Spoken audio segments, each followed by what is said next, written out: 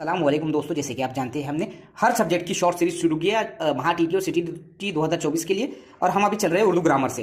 हरूफ नफ़ी आज का हमारा पहला टॉपिक है। वो हरूफ जिसमें नफ़ी पाई जाए या इनकार पाया जाए, जैसे कि ना, नहीं वगैरह वगैरह।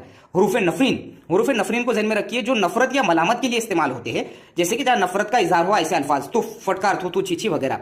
हरूफ इस्तफहाम वो हरूफ जो कोई बात पूछने या सवाल करने के लिए इस्तेमाल किया जाए, तो हरूफ इस्तफहाम बहुत इंपॉर्टेंट है, ध्यान में रखिए।